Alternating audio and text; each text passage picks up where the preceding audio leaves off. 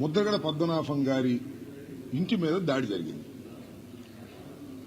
ఒక గుర్తు తెలియని వ్యక్తి, అప్పటికి గుర్తు తెలియని వ్యక్తి ఒక ట్రాక్టర్ తీసుకొచ్చి ముద్రగడ పద్మనాభం గారి ఇంటి గేటుని గుద్ది ప్రాంగణంలోకి ప్రవేశించి పోర్టికోలో ఉన్న కారుని ఈ ట్రాక్టర్తో గుద్దించి డ్యామేజ్ చేశారు.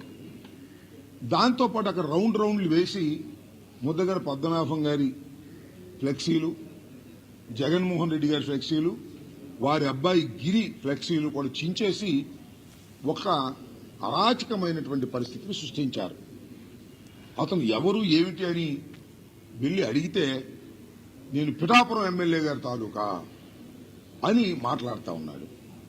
నిజంగానే ఎంక్వైరీ చేస్తే పోలీసులు వచ్చారు, పోలీసులు పట్టించారు. అక్కడ ఆ ఆవేశంలో 4 దెబ్బలు కూడా వేశారు అతన్ని, పోలీసులు పట్టించి చేశారు.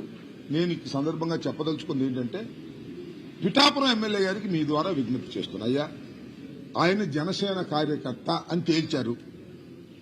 ఆయన కూడా నేను పిఠాపురం ఎమ్మెల్యే గారి తాలూకా అని చెబుతున్నారు.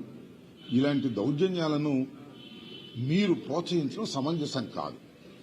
కాబట్టి తక్షణమే పిఠాపురం ఎమ్మెల్యే గారు, డిప్యూటీ సీఎం గారు, జనసేన అధ్యక్షులు తక్షణమే దీని మీద స్పందించాలా.